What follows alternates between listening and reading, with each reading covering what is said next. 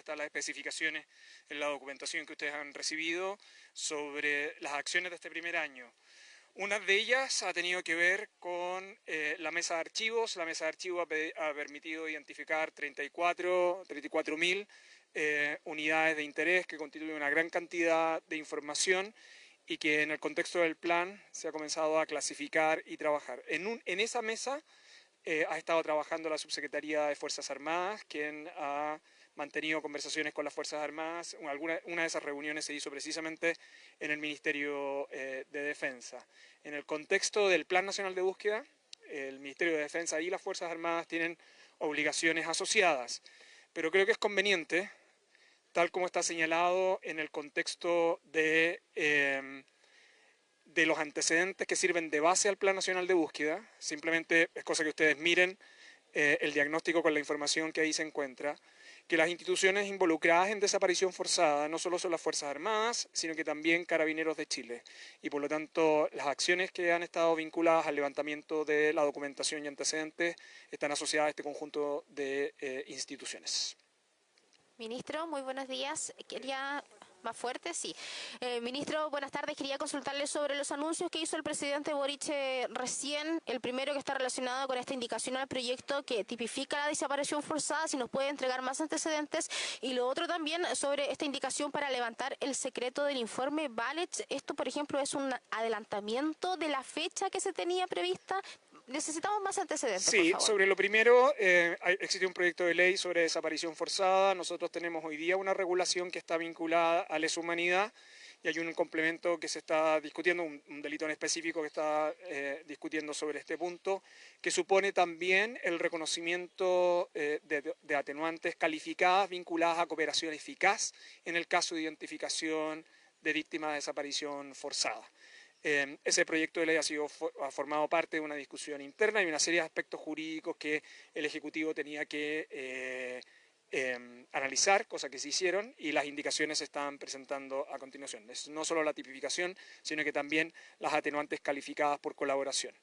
En materia de levantamiento del informe Valech, como ustedes bien saben, existen un conjunto de alternativas con ese fin. El Ejecutivo finalmente ha decidido la presentación de una indicación para que exista acceso a los antecedentes de la Comisión Valech en dos sentidos. El primero, para los tribunales de justicia y en segundo lugar, para la ejecución del Plan Nacional de Búsqueda, sin perjuicio de las reglas vigentes o de la manera en que se opera en la actualidad, también para que las víctimas directamente y sus familiares puedan acceder a las carpetas. ¿Cuándo podría ser eso, ministro? ¿Cuándo se Las podría indicaciones levantar? están elaboradas, el presidente ha señalado que se van a ingresar en el contexto de los próximos días. De hecho, nosotros hemos tenido conversaciones iniciales para poder avanzar específicamente en este segundo aspecto. En el caso del levantamiento del secreto Valech es esencial para las investigaciones y las indagaciones judiciales, pero específicamente es muy relevante respecto a la información útil para el Plan Nacional de Búsqueda, por eso el foco del levantamiento del secreto Valech está apuntado en esos dos ámbitos. ¿A cuándo? Sí. No, estamos hablando acceso, no es un problema de información, es acceso permanente de tribunales y del Plan Nacional de Búsqueda. ¿Qué responde usted a las críticas al programa de derechos humanos por parte de Gaby Rivera? ¿Se va a cobrar algún tipo de responsabilidad política en ese? No, yo no sé si me escuchó a mí también. Una de las particularidades del trabajo del plan, del programa y de la subsecretaría, que me acompaña la subsecretaria, es que descansa, tal como han dicho los familiares, el presidente lo ha dicho desde la dictación del plan, en una participación activa de los familiares. Los familiares, de hecho, tienen una participación activa en el comité de seguimiento. Y con los familiares tenemos una conversación bastante sincera. Y esa sinceridad se basa en determinadas prioridades. Los familiares tienen, el comité tiene esa participación. El Ejecutivo reconoce que ahí requerimos una participación y un flujo de información más activa, que no, en el cual nosotros no discriminemos la información, sino que esencialmente discriminen también quienes reciben la información. Pero para nosotros, esas son conversaciones francas. Si ustedes se han dado cuenta, nosotros mismos hemos reconocido que tenemos algunas brechas que mejorar. Y yo creo que conversar con franqueza, sin que eso constituya una disociación, es una virtud que nosotros mantenemos en conversaciones no solo con los familiares agrupados, sino que también con los familiares no agrupados, no solo en Santiago, sino que en todo el país.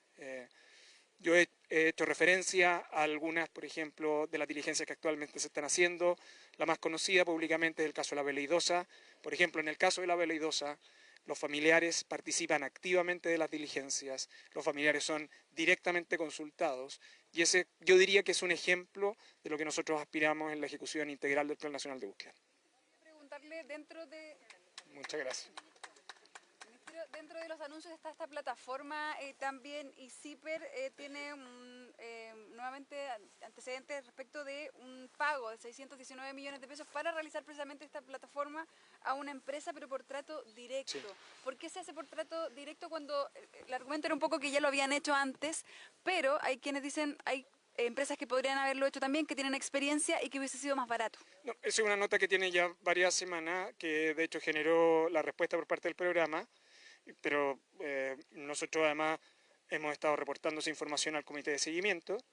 En términos sencillos, el Plan Nacional de Búsqueda chileno se caracteriza por tener un enfoque en la construcción de trayectorias y además de un enfoque forense, no es exclusivamente un enfoque forense.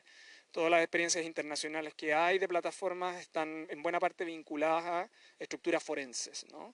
Y por lo tanto, lo que se ha tenido que hacer es diseñar uno, para lo cual se llamó una licitación el año pasado, y luego correspondía la etapa de ejecución de ese diseño y una serie de aspectos técnicos que el programa ha entregado a cada uno de quienes lo han requerido, y por lo tanto la decisión se encuentra adecuadamente fundamentada en la resolución de la subsecretaría que explica por qué hay que acudir para efectos de la ejecución de ese diseño previo mediante contratación directa. Durante la ejecución de este año, el gran desafío, estamos hablando de la construcción de la estructura de tecnología.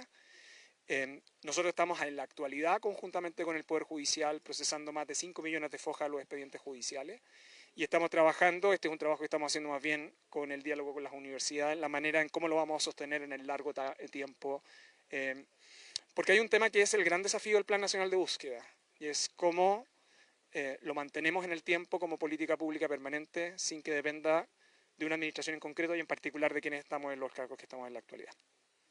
Ministro, usted mencionó de que se van a incluir casos en esta lista que no se habían considerado antes. ¿Se tiene una cifra de cuántos casos podrían llegar a ser?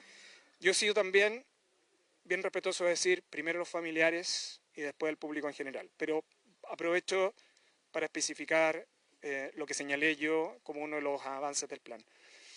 En el contexto de las comisiones de verdad, hay víctimas calificadas y hay víctimas que no lograron convicción. De todas esas víctimas existen carpetas que están en el programa, que hasta ahora no se habían procesado en su información. En el contexto del lanzamiento del Plan Nacional de Búsqueda, el equipo del plan ha recibido información y antecedentes de algunos de los casos que no lograron convicción. Algunos de esos casos se están revisando con detalle en cómo fueron sus tramitaciones originales y los antecedentes que se tuvieron a la vista. Al menos hasta ahora, en uno de ellos es posible una recalificación. Y es posible una recalificación, y esto ha implicado que desde que se dictaron se remitió el informe RETIC, esas familias no han tenido el reconocimiento de que su familiar fue víctima. La manera a cómo lo vamos a comunicar es una manera en que nosotros lo estamos viendo en la actualidad. Queremos mantener en reserva esa información por ahora, porque primero se va a comunicar a la familia y después se va a hacer pública la información.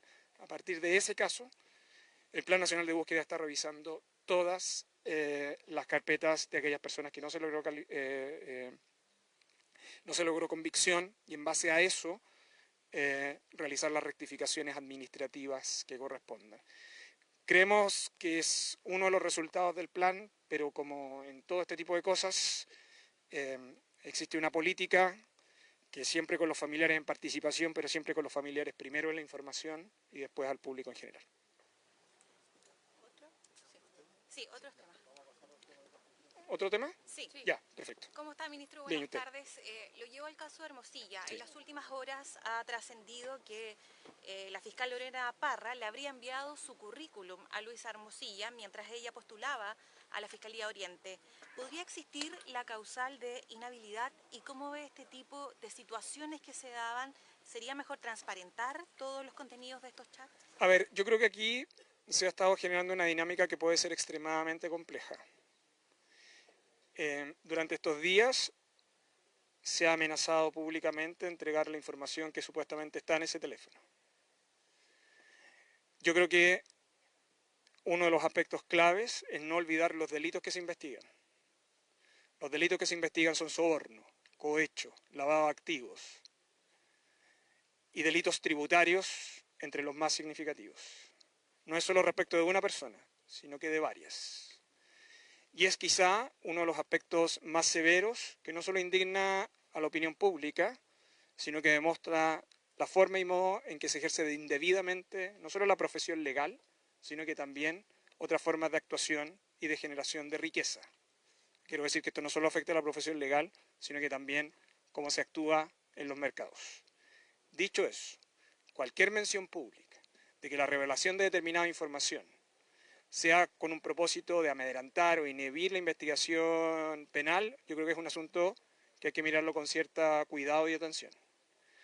Yo esperaría que el sistema político y la sociedad chilena no cayera en la intoxicación, es decir, aquel mecanismo en el cual se entrega información para inhibir que hablemos de lo principal, que es la gravedad de los delitos que se han cometido.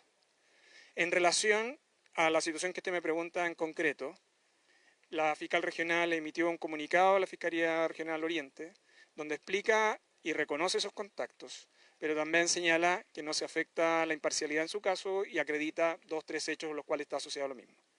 Se pretendió hacer lo mismo con el fiscal nacional, y el fiscal nacional también ha reconocido contactos con el abogado Hermosilla, aunque en periodos anteriores y en el último, tal como indica su comunicado de julio del 2022. Instalar la sospecha sobre las instituciones que están a cargo de la investigación criminal puede ser ventajas del corto plazo, pero pueden perjudicar seriamente a la institucionalidad pública en el largo plazo. Por eso yo invito, que creo que las preguntas son legítimas, pero no caer en una trampa que es la intoxicación de la opinión pública, cuando lo relevante es debatir sobre los delitos que se han cometido y cómo afecta el funcionamiento del sistema de justicia y del sistema democrático. ¿Pedir que se transparenten esas conversaciones, Mire, hay ministro? 2 o 3 aspectos que son claves sobre este punto. El primero es que los antecedentes forman parte de las investigaciones penales. A mí no me corresponde hacer recomendaciones ni instrucciones de ningún tipo, ni al Ministerio Público ni a los jueces. Pero solo le puedo decir que la evidencia levantada forma parte de esas investigaciones, hoy día protegido por la Reserva, y que en algún momento, una vez que esas investigaciones estén en etapas asociadas a la publicidad, es evidencia que va a quedar disponible para quienes son intervinientes en la causa respectiva y en consecuencia para el público en general.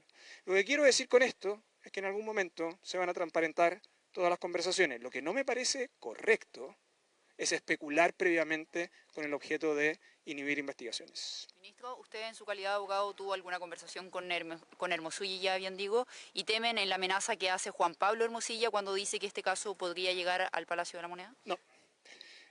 El gobierno tiene tranquilidad.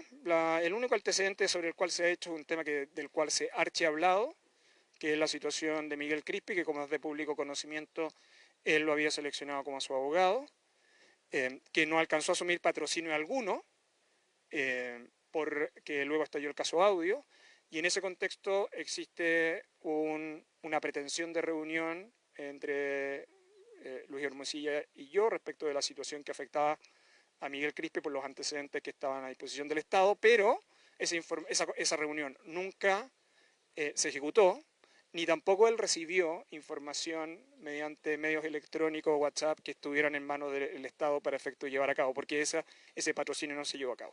Salvo ese contacto, que ya lo he repetido varias veces, yo no tengo ningún otro contacto ni con él, ni entiendo tampoco con su hermano. Ministro, yo quería consultarle cómo evalúa el hecho de que los hermanos Sauer, ¿cierto?, y Luis Hermosilla estén en Capitán Llaver todos juntos, ¿cierto? Si usted piensa que eso puede afectar la investigación en algún modo y si usted, en calidad de ministro de Justicia, elevaría alguna gestión, digamos, para cambiarlos de lugar y en tanto Gendarmería, ¿cierto?, depende de ustedes. Sí, pero también he sido bastante claro que lo que hace la ley es encomendarle, esto por las especulaciones que existió estos días sobre la supuesta intervención del gobierno en el lugar donde Luis Hermosilla cumplía su prisión preventiva. El gobierno no tiene facultades, y el Ministerio de Justicia en concreto, facultades para decidir en qué lugar una persona debe dar cumplimiento a esa medida cautelar o donde cumple condena. Eso es una atribución que la ley explícitamente le entrega a Gendarmería de Chile.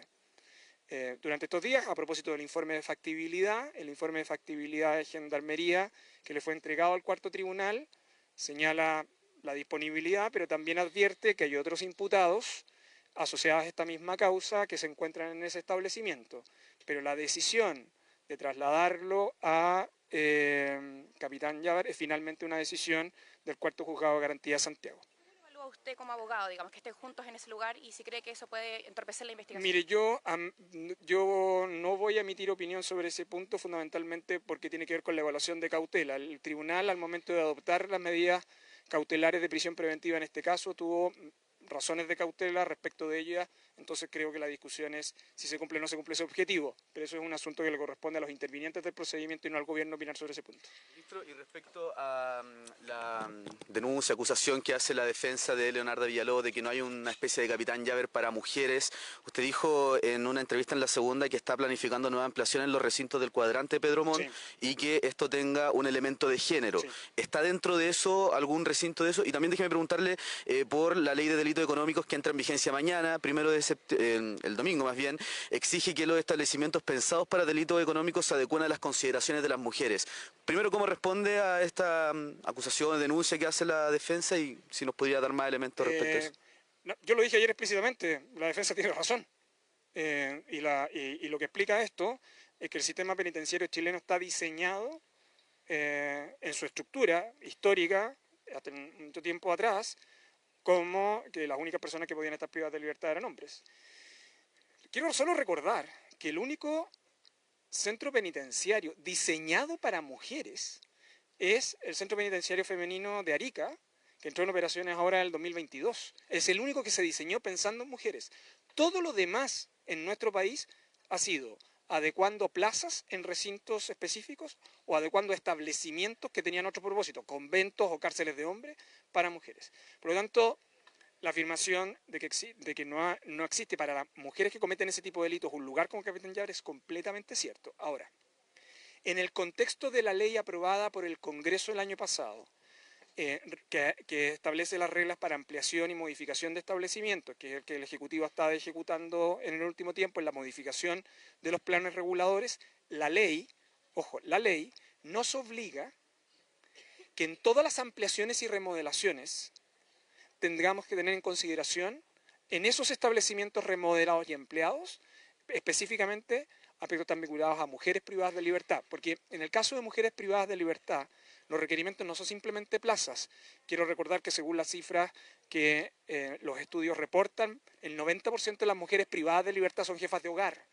Hay una situación con el caso de los hijos y las mujeres embarazadas. Por lo tanto, en toda remodelación que el Estado tenga que llevar a cabo en el contexto de esa ley, estamos obligados. Uno de los cuadrantes en los cuales se pretende hacer esa remodelación es el cuadrante de Pedro Montt y en consecuencia nos va a obligar, y va a obligar al Estado de Chile que en la remodelación de ese establecimiento se incorpore específicamente el factor para mujeres privadas de libertad.